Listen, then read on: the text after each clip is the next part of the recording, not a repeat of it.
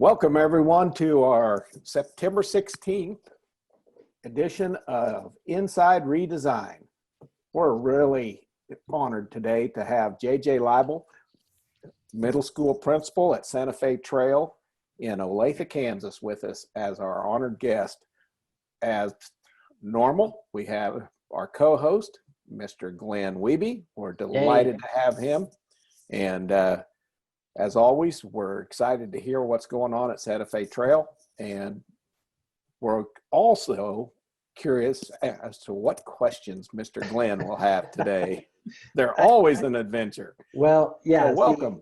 JJ's already got a little bit. We were bonding earlier because both JJ and I are former middle school social studies teachers, and once a middle school social studies teacher, always a middle school social studies teacher. So I may revert back to like we may just civic engagement, causes the American Civil War, we may just jump back and all kinds of stuff, but we are here today to talk about Santa Fe Trail Middle School was one of the original Mercury redesign schools. And JJ, correct me, because you talked about Washington Elementary right across the parking lot.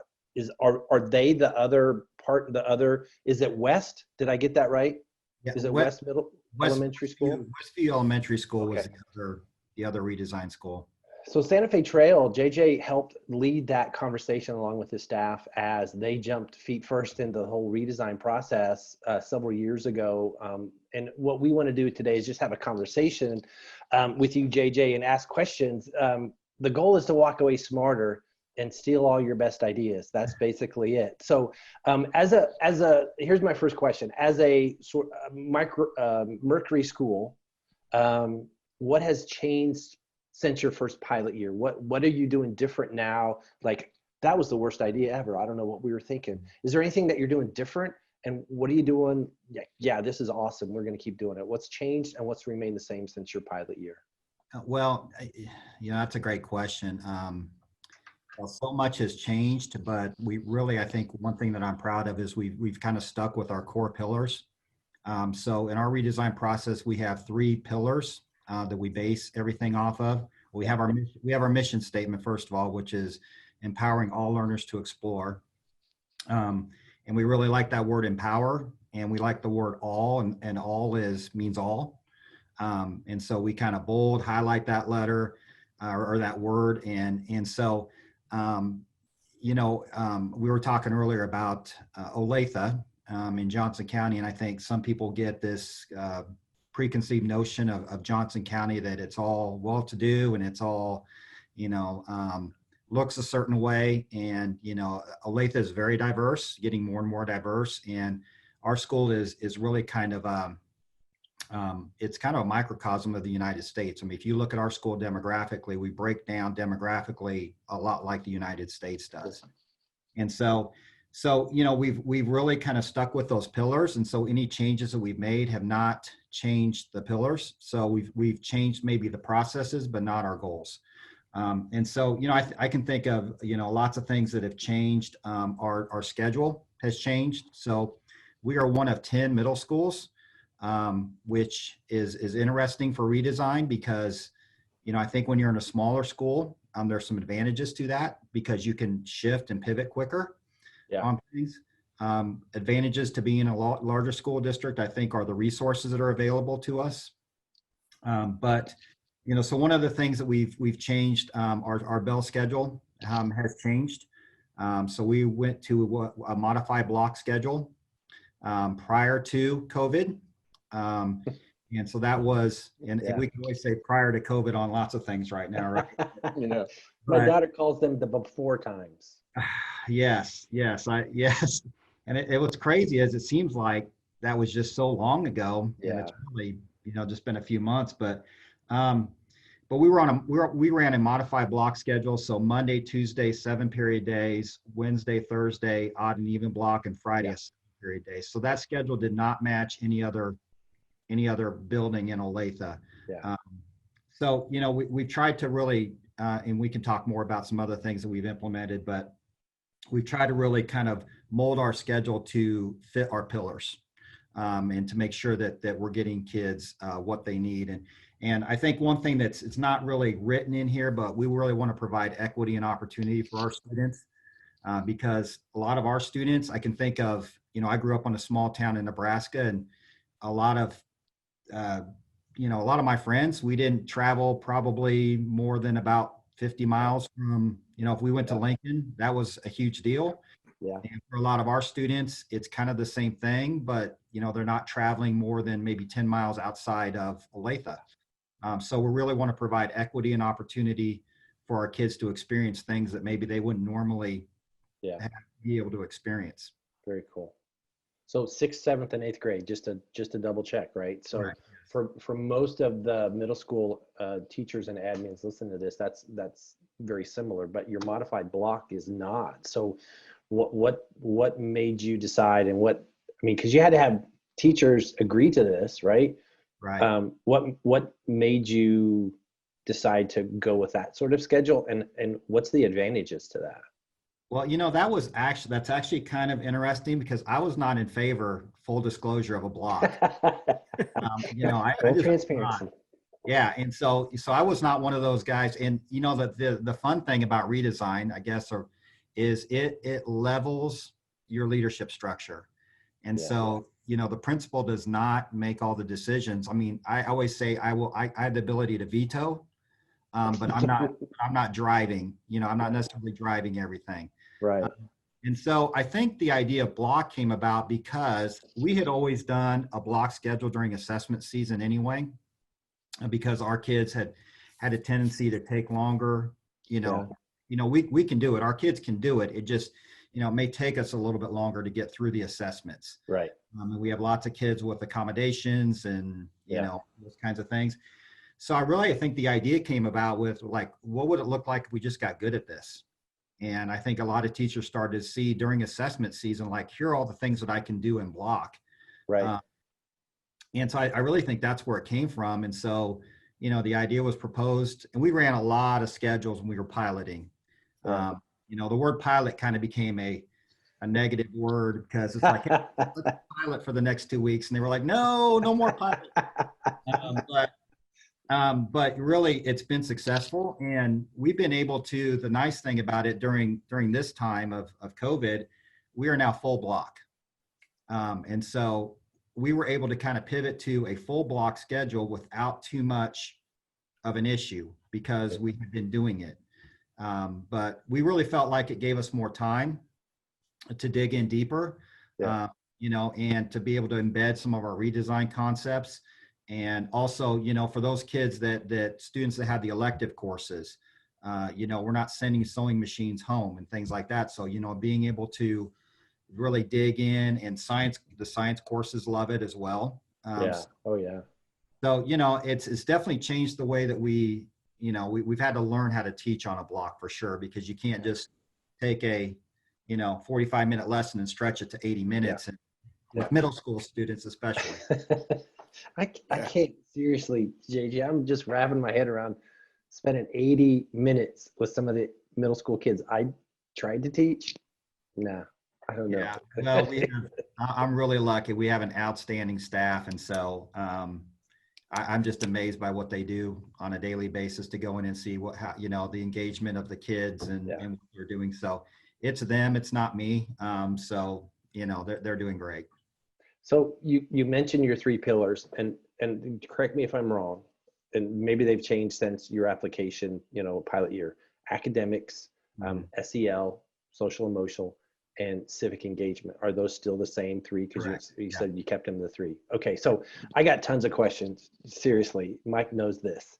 But what do you want to talk about? I mean, if you could say, okay, if you're going to get into redesign, here's what you need to know, and don't do this. I mean, what do you want to brag about? What do you want to talk about?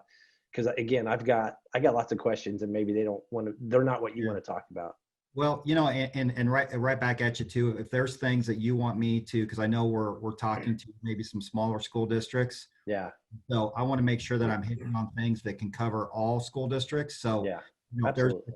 If there's something out there, or somebody comes up with something too, feel free to ask, because like I said, I've taught in smaller districts, and I get it. My first job was in a school district, and I was the entire high school social studies department. So I get that, made those meetings pretty easy. Um, And we're adjourned. Yeah, so I get that, and there are definitely advantages and disadvantages, and so I want to make sure and hit on that. But I would say, you know, it really the thing that I like about it is personally, you know, right now I don't want to be anywhere else. You know, it would be difficult for me to go back to a traditional school or traditional schedule. It's so exciting to me to be able to really build something that's best for your kids. And so the needs of our kids in here in Olathe at Santa Fe Trail are going to be different than, you know, Winfield, Kansas. That's going to be different than Dodge City, you know. And so I think that's probably the best part of it is that Redesign is a grassroots effort. And so it's not this top down, here's what we're going to do. You know, and a lot of those reforms are great, but sometimes they last as long as the grant lasts or leadership changes. And Redesign is not that. You know, it is a grassroots effort. I think the accountability is huge. You know, and it's not necessarily the leaders holding everybody accountable, but you have teachers holding each other accountable. And then there's probably a better word for that than accountability, but really, you know, teachers are, you know, holding each other accountable to whatever our lead and lag measures, our goals are. I think another thing that I'm proud of is that we are measuring everything that we're doing. So we have public scoreboards that are out in our hallway. And so we're actually tracking how we're doing on our pillars, and we're not measuring, you know, just the things that typically get measured. So, you know, MAP scores and state assessments, we're measuring other things as well. So we're measuring kids' civic engagement, and we're measuring their SEL. And, you know, so I think those are the things I'm most proud of. I would say too, that when you head down this road, it will change everything, and it will definitely change the way that you hire teachers. And I know that, you know, we have some more advantages probably in hiring, in that we have maybe more applicants, but it has completely changed the way that I hire teachers. Okay, so that was going to be one of my questions, because going through, and again, I'm a nerd with some of this stuff, so I was digging in to some of the things that, like, reports to the KSD or whatever, and that was one of the quotes that I pulled out from one of your reports or one of your interviews or something somewhere. You talked about just that thing. So is this this seems like a perfect little segue to my question, because I want to know, how do you interview and hire differently now than you did, say, 5 years ago? What are you looking? I mean, I'm just, because you brought it up, so now I got to ask it. Sure. So how do you do it? You know, the first thing that we do is you know, I tend to probably look at teacher fit reports a little bit more to see, you know, how teachers are, and that's not the end all be all, but to just kind of see how they are with their cultural competencies. For example, you know, being a very diverse school, you know, we have students that are coming to us that are significantly below grade level at times. So we look at that quite a bit more. But I would say the biggest thing is that I send our Redesign information to them prior to the interview. So we have, I don't send them all this, but we have a Redesign booklet. Cool.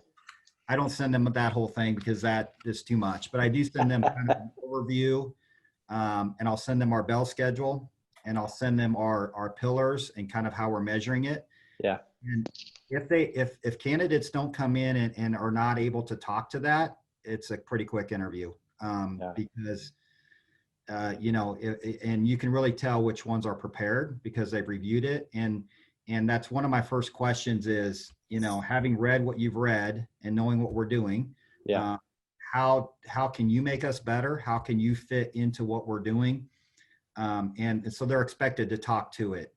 I think the other big thing that I've done, in which it's not, well, you know, through Redesign, is bringing teachers in to teach mock lessons. Now, COVID has changed that a little bit, but you know, that's been a change too, is bringing teachers in and saying, okay, we want you to deliver a quick SEL lesson to this group, or we want you to teach this group of students that we have here ready for you. So we've done things like that as well. Is that, I don't interview people. Mike would never let that happen. But so I don't know how that works. Is that a common thing that now in like the last 2 or 3, 4 years, that if I come to your school, I'm gonna have to do a little lesson with actual kids? Or is that just something for your redesign? Like, I want to see them actually mess with my children and teach them some stuff. You know, we've just started it, really. Okay. And I can't say, it really kind of depends on like the time frame too. I mean, if I'm Yeah. hiring in late July, Yeah. it might be a little more difficult, Yeah. but definitely on those hires where there are those hard to fill areas. Yeah. You know, we want to get them in front of our students. And we hired for a couple of PE positions here recently in the last couple of years. And, you know, we'll have 54, 55 applicants for a PE position. And it was great to bring them in and to say, look, we're not going to do a normal interview. I'm going to give you a series of questions. I want you to go look at our locker room. I want you to go look at our gym. I want you to go and you go and bring this back and tell me what you think. And so I think it's more of the freedom to do those things, is which Redesign gives you the freedom to kind of change up the way that you're doing things. But it definitely has changed the way that we hire, which has been great, because now when teachers come in, they are bought in. Yeah. And so, you know, they know what they're getting into, for the most part. Of course, there's always a learning curve when you come in, but, you know, they're already bought into the redesign concept, and we've hired them based on those concepts. Mike, I'm not trying, I don't want to judge your admin time back in the 50s whenever you were principal. I don't remember when that was. Sorry, no, 80s. Yeah, we 90s. had schools then. Did you have people? Is that common, or is it just No. JJ's a genius? Um, I mean, well, I think that's a great idea to put a teacher in front of a bunch of middle school kids is scary, but you get a really good sense of whether or not they're going to be able to do what you want them to do, especially as in this redesign idea. So I don't know, Mike, is that common around the state? you know, not to my knowledge. Okay. There may be situations where they're doing that, which is, I think, a great idea. I think that's awesome. I do remember the first administrative position that I interviewed with. They gave me a scenario, and I went in a room and crafted the communique that was going to go out to parents and dealt with the situation. And let's just say that I could have used some improvement. But yeah, I mean, you go in the locker room. Do you okay, sorry, I don't want to ruin all your secrets for like future interviews.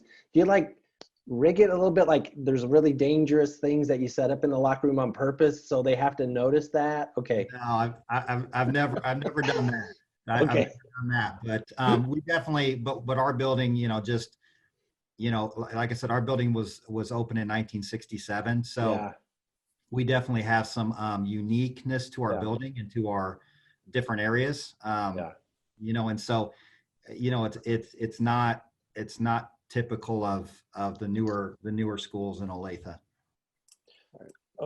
Okay, I'm going to circle back, but I want to give you a chance. Any other interview tips, suggestions, especially because, you know, right now, Apollo schools, if you're in an Apollo school right now and you're jumping into this with COVID and redesigns, like, holy crap, you know, like the double whammy kind of thing.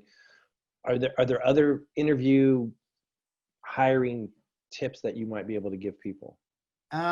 You know, I think and I think people are doing this anyway, so this is not any big secret, but I think the more people you can bring in that are on your redesign team in your building to the interviews, and I know a lot of people do that anyway with department leads, but one thing that's changed is our departments we are not as department driven as we were before. We're more building level team driven and school redesign driven. So as many of those folks that you can bring in, I think what that does is it actually helps get that message out. So the more people you bring in as an administrator to help you with that, and you give them the questions and you let them know what you're looking for. I would say one thing that's really helped as well is I will bring those people in and we will go over the questions and what kind of responses I'm looking for prior to the interview. Yeah. So Great I'm idea. bringing them in and saying, okay, here's what I'd like to hear. What do you guys think? What would you like to hear? And I think that 30 minutes to an hour of going over the questions, and it actually starts to provide some leadership for them as well, because now they can start speaking the same language you are beyond the interview. Mhm. And I'm just seriously thinking it's not just good hiring practices. That's just built-in PD for your teachers, right? I mean, if this is what the principal is looking for in a new hire, it's like, am I doing that? Right. I mean, it's just like, this is again building that culture of quality instruction and quality teachers that you already have, and you're just building. I mean, I'm just thinking we're all coaches here, right? I mean, we all coached back in the day, and you talked about that accountability earlier about, hey, you got to be true to the team. Right. Don't let the team down. This builds that in that interview process. I think that's awesome. Yeah. That's been not something that was ever really written into our plan, but Yeah. as far as the interviewing piece, but it's definitely, I mean, hiring is so key It's anyway, critical. but this has really kind of changed the way that we've done it. Okay, I'm going to circle back to something that you said before the interview process, and you jogged my memory about that particular question. You talked about your public scoreboards Mhm. and that you're measuring civic engagement and SEL. I would love to know how you measure civic engagement. And the SEL, yeah, sure, but do the civic engagement first. I'm super curious as a social studies guy.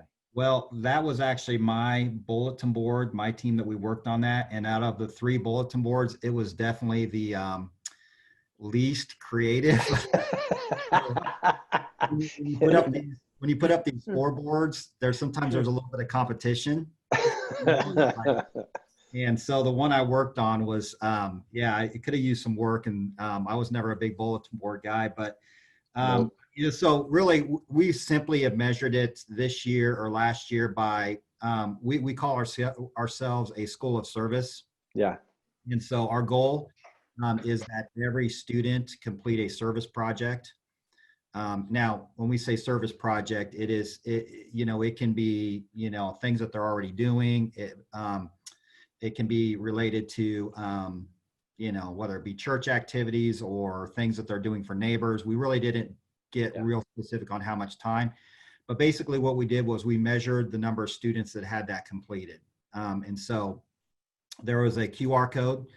Students could scan it. And then once they scanned that, they filled out a quick Google form. It went to us, and we printed a school of service kind of badge for them.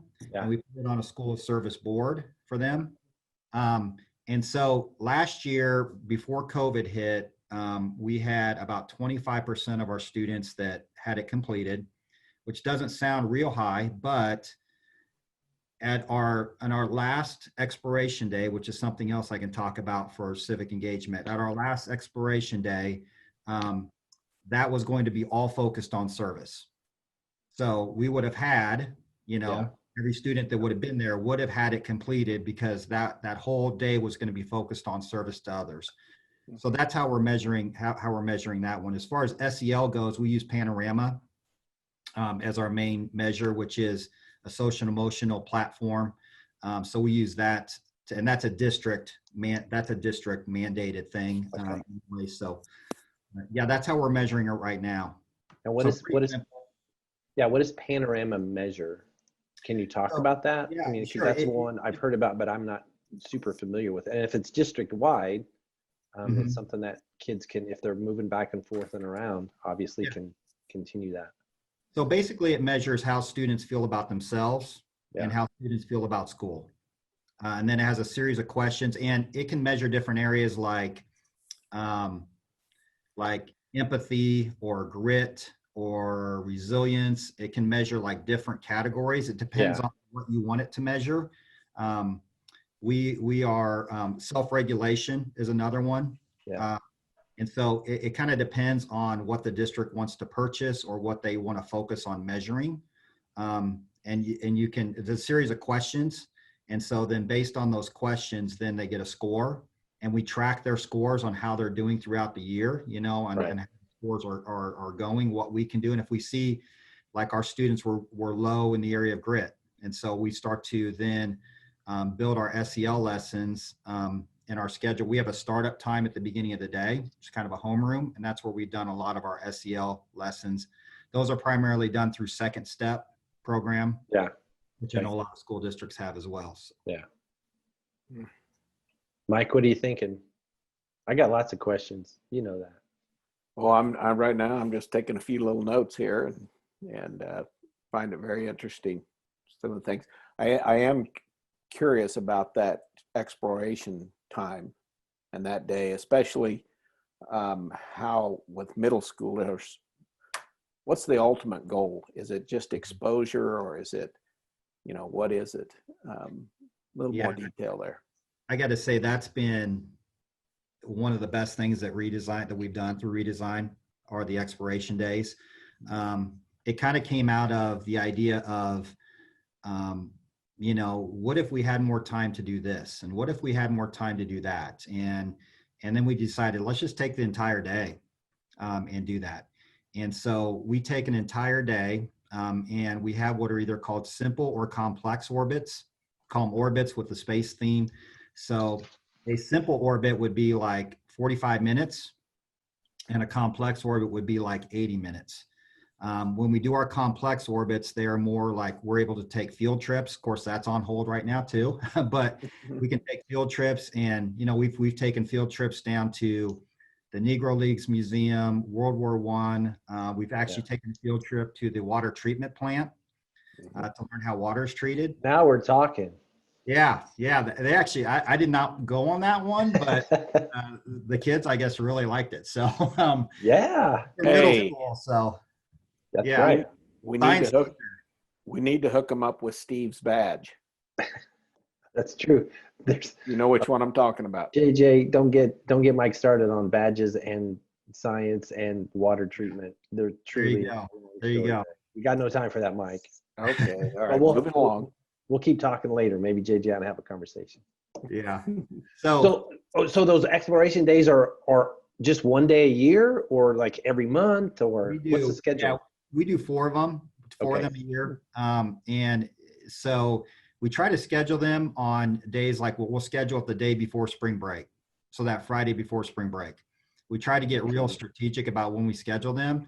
Yeah. And I have to say our attendance on those days is like 98%. I mean, and amazing. Kids get to choose what they want to do that day. And so we'll have a list of options.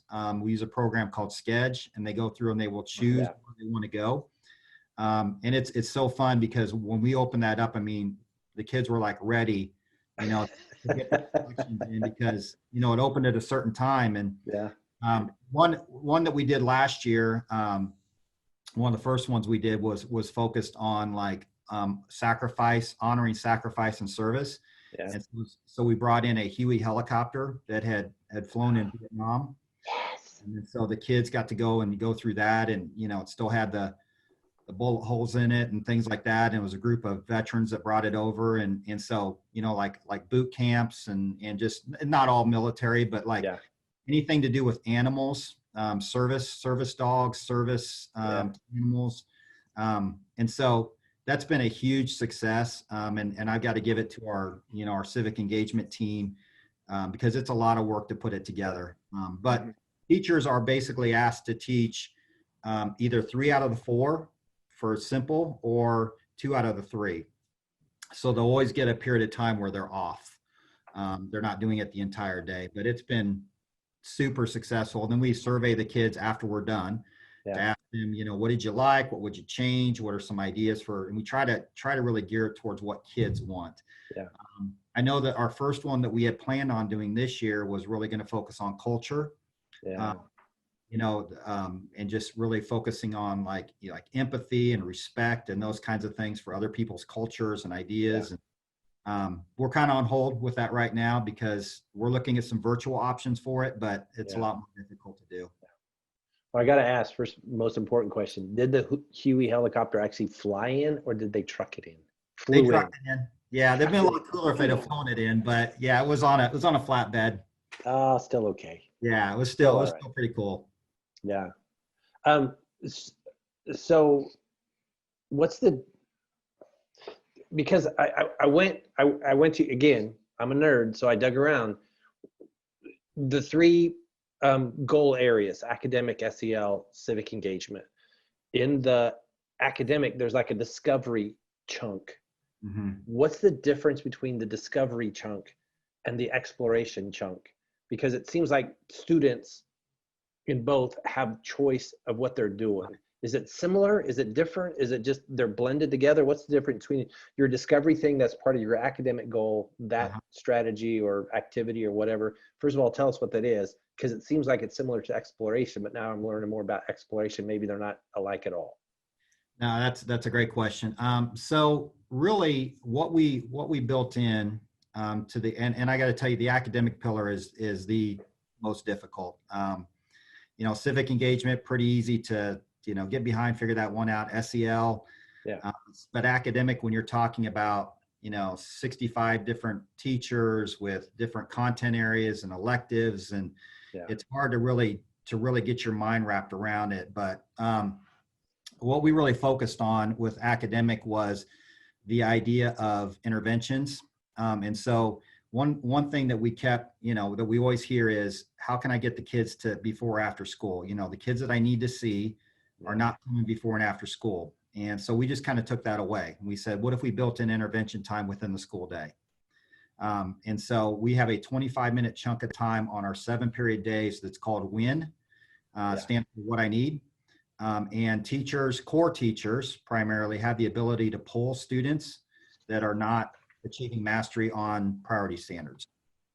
And that's pretty much done by team, so a team of teachers. But back to your question about, we have a period of time on the block days that we call flex. And that is because we have 7 periods, and odd and even, and so we have a chunk of time that we use as flex because we don't have an 8th period. Right.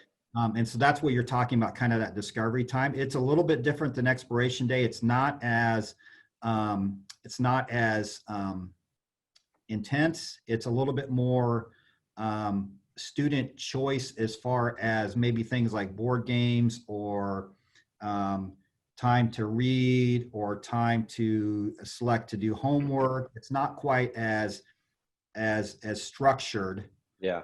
But what we've really found with that time that's been great is, our elective teachers were saying, well, look, that's great that you have intervention time for their core classes, but we have standards too. Right. And so we use that time to pull students in for band, choir, sewing, culinary, tech ed. So those teachers are able to pull during that time. And one of the big benefits that's come out of it is, before we had this time in place, one year we had 30 some different times where kids were being pulled for combined rehearsals. So we have multiple band groups, but they have to all get together at some point to practice, right, before a concert. Right. Last year we had 2.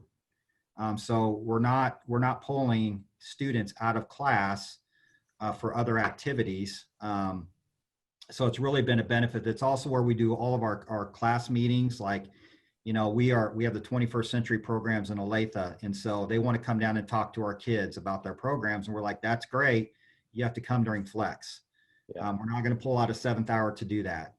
So our PEP assemblies are done during that time. It's kind of funny because when we put this in place, I can remember people saying, how are we going to possibly fill this time? And now they're fighting over it. Like, if you don't have it scheduled 2 months in advance, you're not going to get it. And so, and I'm fortunate I have teachers that basically run the exploration days, run the flex, team leads that run their wins. And so it's just kind of putting systems in place and letting them go. I mean, that goes back to that accountability. Don't let the team down.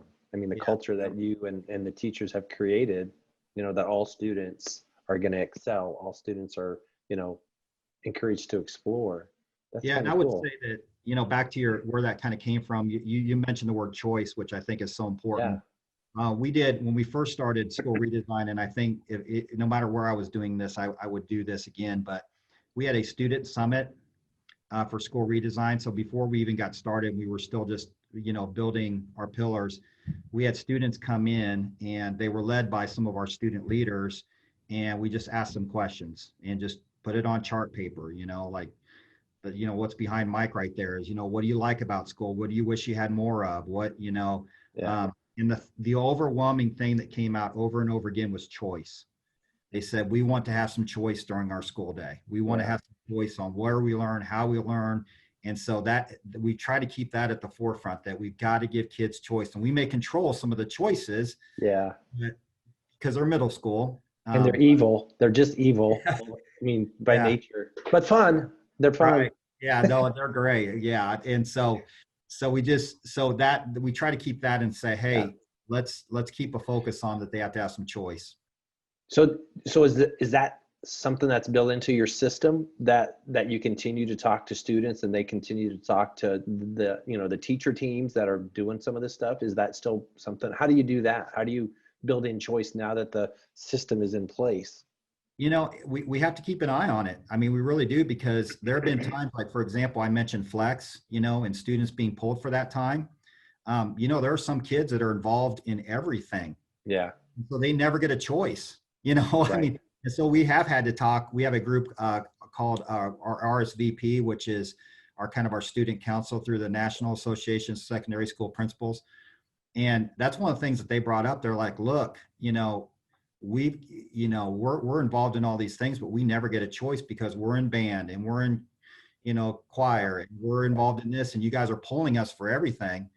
And so we've had to look at that and back off a little bit and say, we got to let them, also have the opportunity to go relax, if they want to during that time, for at least part of the time. So it's a constant refocus and reframing, and to remember that, we really have to walk the walk too.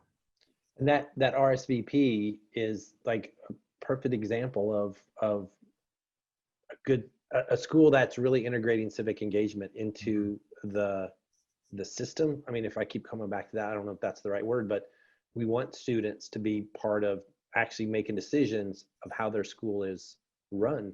I mean, and what's happening as part of their schedule to them, so that's so cool. So how do you get, I get sidetracked. How do you get, are other schools doing RSVP? Because that's one I've never heard of before. Student council, yeah, sure, but RSVP is something different, or is that just recent? It kind of is for us. We've had some different variations of some kind of student council, but our school librarian has taken off with this, and really they were just really starting. They were going to do a student summit last year, and then it got canceled. But what I like about this is it's a lot more structured. And there are certain goals that they're working towards, and they're working towards like national recognition, state and national recognition, which is cool. So they have certain goals that they meet, and it's a lot more structured versus let's just get these kids together and have a student council. So I really like the program, and our school librarian's taken on, and she's done a great job. But the biggest part of that is a student voice. So they have to, come up with a proposal, and they have to, look at things that they want to change within the school, and they have to propose it to me, and, and all those kinds of things. And so I think it's really been great, and it's just going to continue to grow, because really we've had it maybe going about a year is all. Yeah. Well, that's just not, it's not one that I've heard of before. And I'm curious, Mike, have you heard superintendents or principals talk about that in any of your interactions with admin kind of people? Not as an ongoing thing. I had, there's instances where they gather data but from various groups of students, the athletes or the musicians or the artists, whatever. And then they do something with that data, adjust this or that. But the ongoing side of it, where it's constant, and maybe they are, I just haven't heard that part of it. But that whole notion of student voice and choice is huge as we start to actualize the new Kansans can vision. The success of each student can't happen if they don't have voice and choice. So we've got a couple minutes. We got about 5 minutes, JJ. So I'm going to give you two questions. You pick one of them and talk about it. Okay. And if you don't talk very long, I'll make you answer the other one. Sure. earlier we were talking, I think before we got started, about 30% of your kids are English language learners. How have you integrated those programs? Because initially I'm going to guess those were those students were like sort of self-contained, and now they're integrated into this redesign process. How does that work, and what are some successes that you can share? The other one, and I already forgot it. I thought I wrote it down. Oh, I can deal with the ELL question. Okay, do the ELL one, because I'll come back with the other one later. Okay. Sorry, Mark, I'm an idiot. Can you indulge me here for just 1 second? I'm going to No, try to you're- call my assistant principal that has led this effort. Yes, Can I absolutely. bring her in? Yes, Is that okay? absolutely. Yeah, If she absolutely. doesn't answer, I'll wing it, but And we won't know the difference, JJ. How do we Yeah, know? that's what Glenn's been doing, and that's why I forgot. We just wing it. Absolutely. Dang it. It was a great question, Mike. I'm serious. It was I awesome. bet it was. I know it God. was. I know it's a great question. all right, we are going to totally freak her out because she has no idea this is coming. Nice. Those are the best Yes. kind. It's perfect. And so I'm going to kind of freak her out here. So just, you can mess with her a little bit if you want to, but she's great. So her name's Erin Richardson. She's one of my assistant principals, but I'm going to let her talk about the ELL. Okay. Because Yes. she's really done amazing work with this. So I Perfect. will not do it justice. So hold on just a second. These are the best kind of interviews. I know. You like just ambush somebody and like put them on the spot. Oh, by the way, we're recording. I remember my question. So it had to do with navigating change document. Oh, Yeah. document. See, that's a good question. The document. I want to know where he grew up in Nebraska, because I got in-laws in Nebraska. We could share out. You got outlaws in Nebraska. Aaron, how are you doing? Hello, Aaron. We said JJ, don't do that. That would be mean to We go said and get that is somebody ridiculous to them out of their torture office. somebody like this. Terrible. He does it all. Ambushing. Aaron, welcome. My name is Glenn. This is Mike. We're from Hi, ESDAC, Aaron. Richardson, Kansas. I don't know how much background JJ gave you, but we do a monthly webinar on redesign, and JJ got volunteered, and guess what? He volunteered you to talk about the ELL program that you guys are running at Santa Fe Trail. What can you share with the people who are listening live, but also the people who are going to listen to this later? What are tips and tricks to the successes that you guys are having? Well, I'll start by saying we're not doing anything that's revolutionary, okay?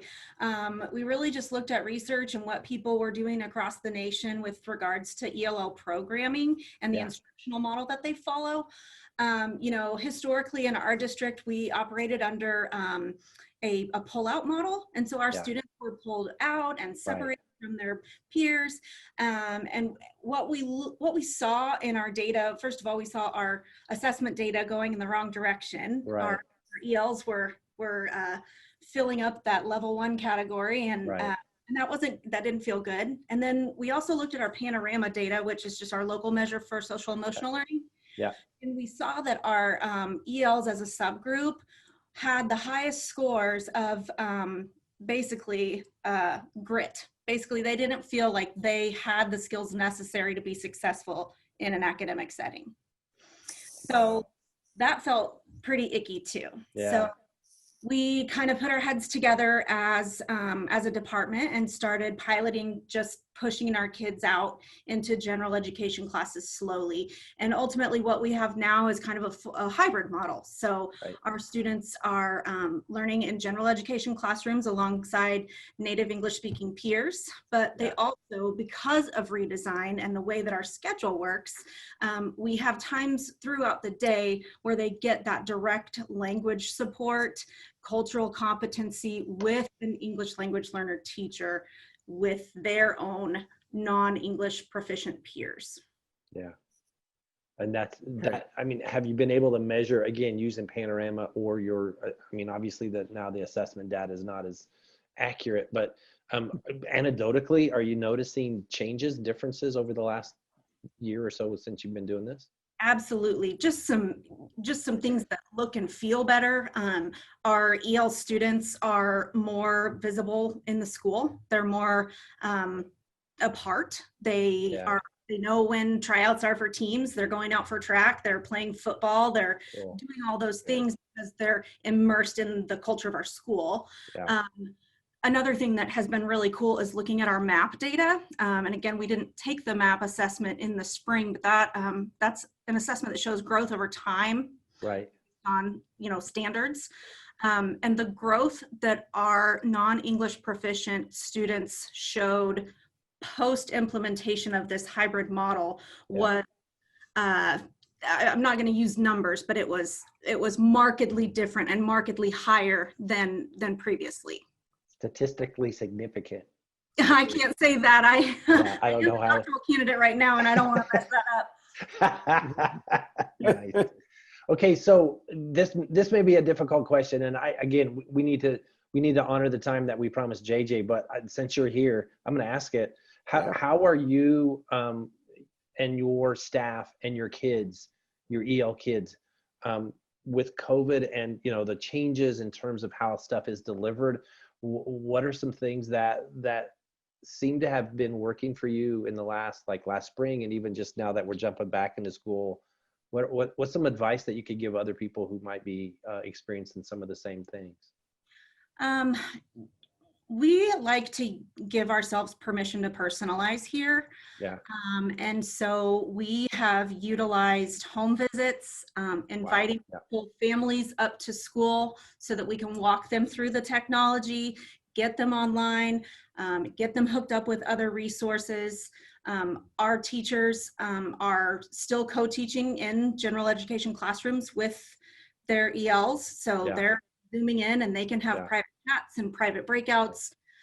So we've kind of had to reinvent, but I would tell anybody that's going through this, give yourself permission to personalize this for your community and what your students and staff need.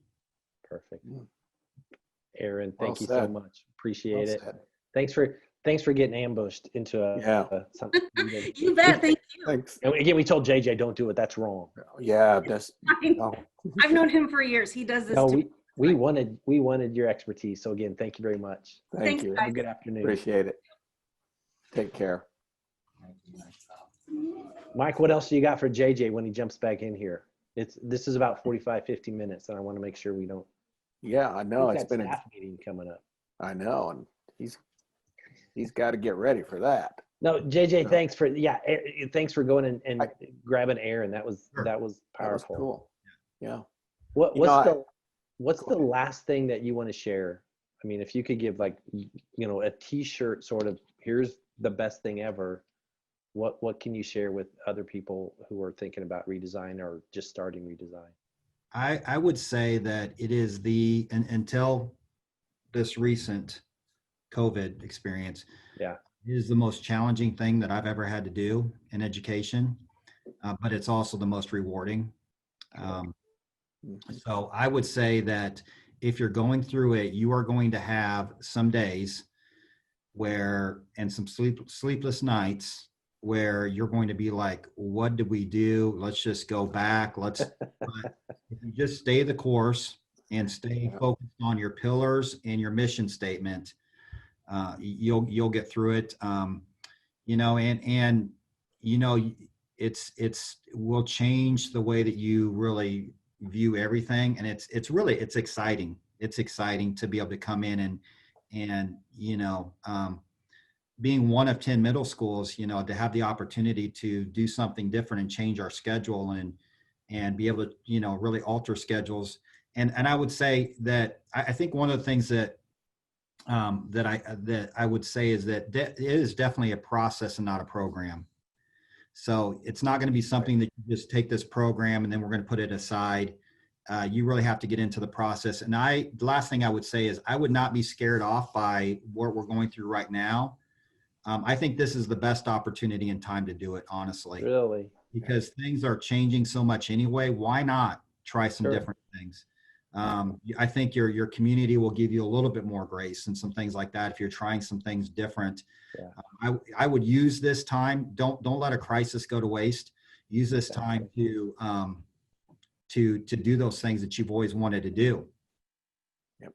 So the t-shirt is just why not?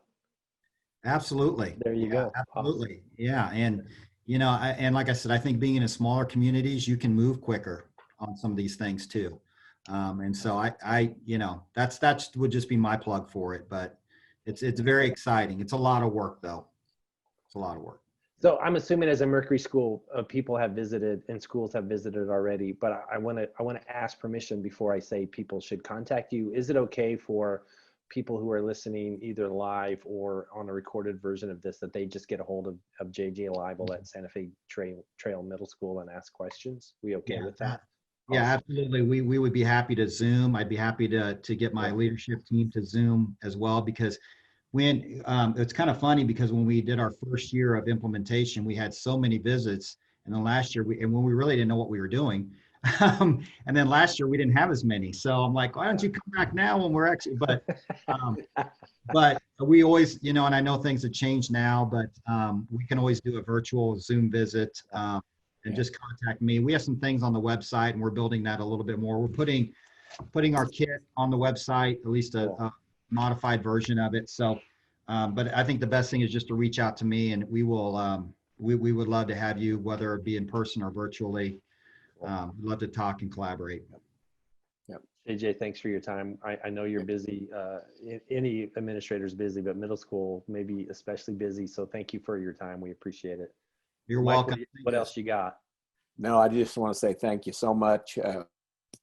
Grips, great interview. Thank you so much for sharing your knowledge and experience. And I just would encourage everybody to give him a call. Yeah. Give JJ a call. They're doing some great stuff. And can't thank you enough for sharing those ideas.